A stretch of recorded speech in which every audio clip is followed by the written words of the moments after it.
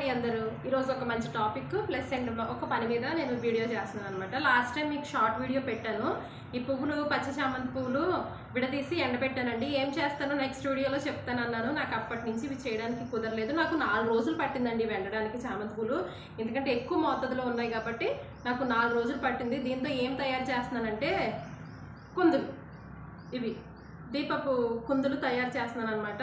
So మీకు చూపిద్దామని and plus ఇందులో ఒక టాపిక్ కూడా ఉంది, తప్పకుండా చూడండి, స్కిప్ చేయకుండా చూడండి, మీకు తెలుస్తుంది. నేను దీనికి కావాల్సినవి 2 సాంబ్రాణి పొడి ప్యాకెట్లు 2 తెచ్చుకున్నానండి. మరి 1 పడుతుందో 2 పడుతుందో తెలీదు. అండ్ 2 దీపపు కుందులు కూడా ఇందులోనే కలిపి మిక్సీ పడతాను అనమాట. అందుకే అన్నీ ఇక్కడే పెట్టుకున్నాను దగ్గర. మిక్సీలో వేస్తున్నాను. ఇది పొడి ఎలా అవుతుందో చూద్దాం.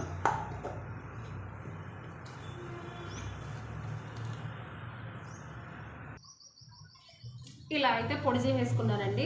కొంచెం కొంచెంగా పొడి చేసుకున్నాను, ఎక్కువ వేస్తే అవ్వలేదన్నమాట. కొంచెం కొంచెంగా పొడి చేసుకున్నాను. పొడి చేసేటప్పుడే ఆ 2 ఉన్నాయి కదా దీపపు కుందులు 2 వేసాను. తర్వాత 2 సాంబ్రాణి పొడి ప్యాకెట్లు కూడా వేసేసాను అనమాట. వేస్తే ఇలా వచ్చింది నాకు పొడి. అండ్ వాటర్ కూడా పెట్టుకున్నాను అనమాట. కొంచెం కొంచెంగా వేసి దీన్ని ముద్దలాగా చేయమన్నారు కాబట్టి ముద్దలాగానే చేస్తున్నాను. అండ్ నా స్టైల్లో కొంచెం ఏదోటి మార్చాలి కదా, స్ప్రే కొడుతున్నాను ఇందులో. అబ్బోయ్, స్ప్రే కొడుతున్నాను, ఎగిరిపోతుంది స్ప్రే కొడుతుంటుంటే.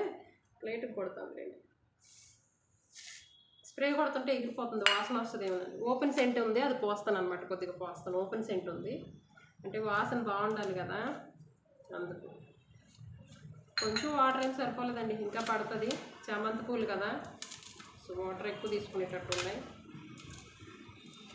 ఇవన్నీ బాగా మిక్స్ చేసుకొని, ఇవి తొందరగానే అంటుకుపోతాయి. ఎందుకో తెలుసా అండి, బయట అమ్మే వాటిల్లో ఆవు పేడతో పిడకలు చేసి ఆ పిడకని పొడిగా చేసి ఇందులో వేస్తారు కాబట్టి అది నిలిచి కాలుతుంది అంతే, అలాగే కాలుతుంది. ఇలా ఉత్తి ఇది చాలా డెలికేట్గా ఉంది, అందుకే వెలిగించగానే ఉత్తినే అంటుకుపోతున్నాయి, తొందరగా అయిపోతుంది. చూద్దాం ఏమవుతుందో. నాకు వాటర్ సరిపోలేదు, ఇంకా కొంచెం వాటర్ తెచ్చి కలుపుతాను అనమాట. ఎక్కువ చామంతి పూలు ఉన్నాయి నా దగ్గర, అంటే మా ఆయన వాళ్ళ అక్క ఇచ్చింది, లేకపోతే నేను ఇంత ప్రయోగం చేయకపోదును. నేను ఎలా చేస్తాను అంటే, దాని ఖర్చు దీని ఖర్చు ఈక్వల్ అవుతుందా, లేదంటే దానికి ఇది ఎక్కువైపోతుందా, లేదంటే ఇదంతా ఈక్వల్ చేసుకుని వాళ్ళు అలా అమ్ముతున్నారా అని ఆలోచించే నేను ఒక పనిముట్టు కొనడానికి సిద్ధపడతాను, లేకపోతే అసలు కొనను. నేను ఓపెన్ సెంట్ అన్నాను కదండి, ఇలాంటిది అయితే పోయడానికి బాగుంటుంది. కొంచెం పోస్తున్నాను అనమాట, స్మెల్ బాగుంటుందని పోస్తున్నాను. వెలిగించేటప్పుడు మంచి స్మెల్స్ వస్తాయి కదా, ఉదయం వాళ్ళు కూడా ఇలానే తయారు చేయొచ్చు. నేను మ్యాటరు చెప్తాను అన్నాను కదండి. సో నా కువైట్లో మల్లిక, తను నా సబ్స్క్రైబరు. నాకన్నా చిన్న పెద్ద అనేది నాకైతే తెలియదు, కానీ ఆల్మోస్ట్ నేను కువైట్ వీడియోలు స్టార్ట్ చేసిన కాడి నుంచి తను నా సబ్స్క్రైబర్స్ అనమాట. తను నా సబ్స్క్రైబరు, బాగా సపోర్ట్ చేస్తారండి. 2-3 ఉన్నారు, పెట్టగానే వీడియో చూస్తారు అండ్ ఎప్పటికైనా సరే కామెంట్ చేస్తారు. నెగిటివ్ కాకుండా చక్కగా ఏదైనా పాజిటివ్గా మాట్లాడుతూ ఉంటారు. నా మీద ఊరికే తప్పు అన్నారు. నాకు కొంతమంది ఉన్నారంటే సబ్స్క్రైబర్స్లో, వాళ్ళు చాలా ఇష్టం అనమాట.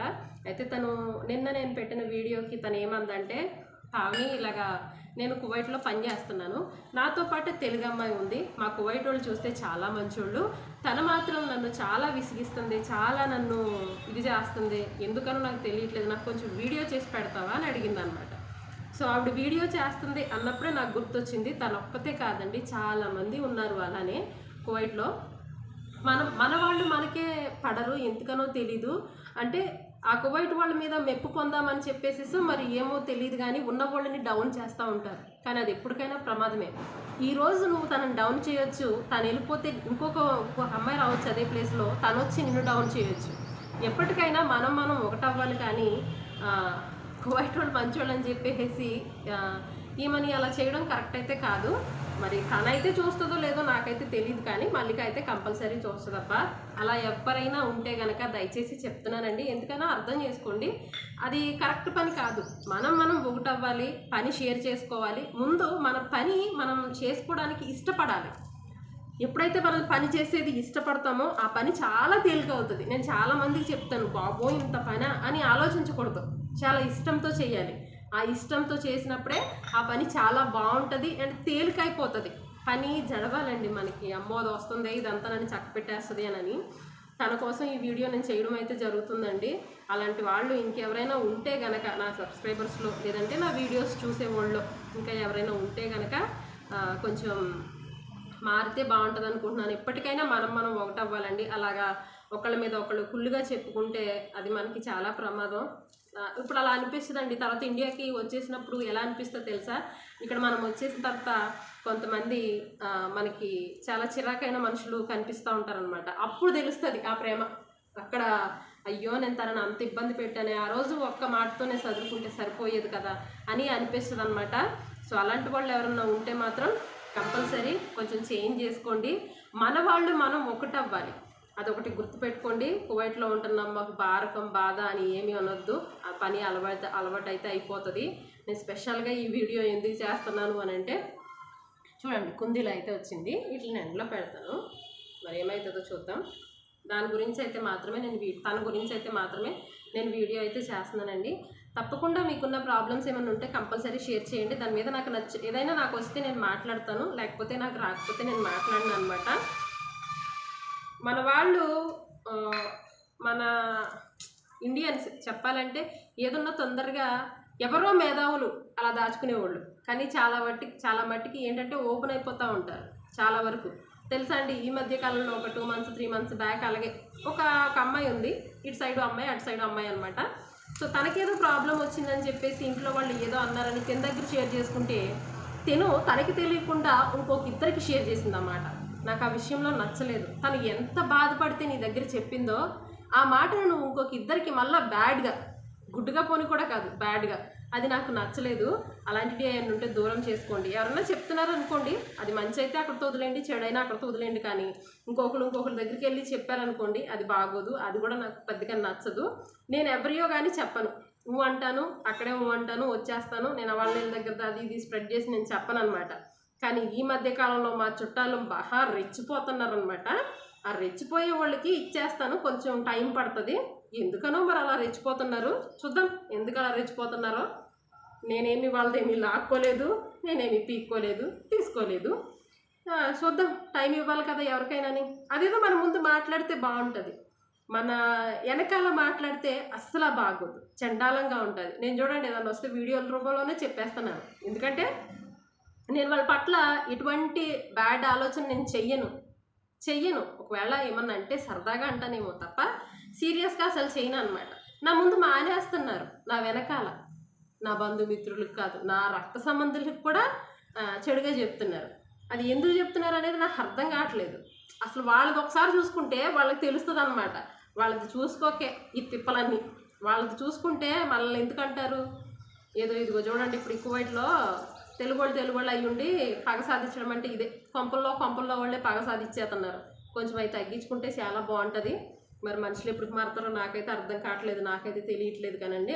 ఈ మధ్యన డైట్ వీడియోస్ చాలా, ఇంకొకటి విషయం, డైట్ వీడియోస్ చాలా చూస్తున్నాను నేను. దాని కింద కామెంట్స్ చూస్తాను అనమాట. కొంతమంది పాజిటివ్గా పెడతారు, ఇంకొంతమంది ఎలా పెడతారు తెలుసా అండి, ఇది చుట్టాల్లోనే కాదు, బయట పెద్ద పెద్ద పేరు గలవాళ్ళు అండ్ స్పీచ్ ఇచ్చేవాళ్ళు చెప్తారనమాట.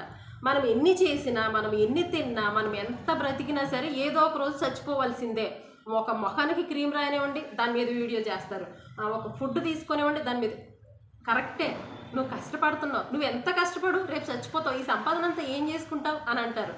కరెక్టే, కానీ ఈరోజు ఈ సంపాదన నువ్వు తినకపోవచ్చు, వెనకాల నీ భర్తో, నీ పిల్లో, నీ అమ్మమ్మో చెల్లో ఎవరో ఒకరు తింటారు. తర్వాత ఇంకొకటి, ఎంత డైట్లు చేస్తే ఏం సుఖం, రేపనే రోజు చచ్చిపోతాం కదా అని అంటారు. కానీ మనల్ని చచ్చిపోతే నలుగురు మొయ్యాలండి, ఆ నలుగురికి కూడా మనం అంత బరువుగా అనిపించకూడదు అని నా ఒపీనియన్ అనమాట. ఇందులో ఏమన్నా ఉంటే తప్పుంటే క్షమించండి. అలాంటి కామెంట్లు పెట్టినప్పుడు నాకు నచ్చరనమాట చాలామంది జనాలు. కొంతమంది నేను ఫోన్లో మాట్లాడినప్పుడు కూడా అంటారు, ఎందుకే మేము డైటింగ్లు అయ్యి ఇవి చేసి మనం ఏం చేస్తాం చెప్పి ఏది పడితే తినేస్తాం, మనం చచ్చిపోయేటప్పుడు చాలా బరువైపోతాం కదా. ఆ నలుగురికి కనీసం ఆ నలుగురికైనా మనం కొంచెం తేలిగ్గా ఉంటే, అమ్మయ్య ఈ అమ్మాయిని మోస్తే మాకు అంత బరువు అనిపించలేదు అని వాళ్ళు ఫీల్ అవ్వాలి. అప్పుడు అది మనకే వస్తుందండో. ఏమన్నా తప్పులు ఉంటే క్షమించండి. ఈ కుందులన్నీ ఇలా రెడీ అయినాయి అనమాట, కొన్ని అయినాయి, ఇవన్నీ చేస్తాను. వీడియో చాలా అయిపోతుంది. దయచేసి ప్లీజ్ అండి లైక్ చేయండి, షేర్ చేయండి, కామెంట్ చేయండి.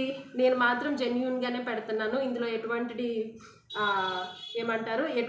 కూడా కల్పితాలు అయితే కాదు. ఇది సినిమా కాదు, this is the real story అనమాట.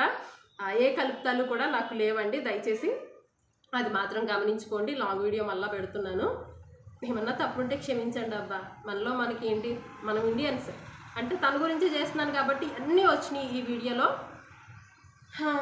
వి విల్ సీ ఏమవుతుందో. Bye bye, thank you so much.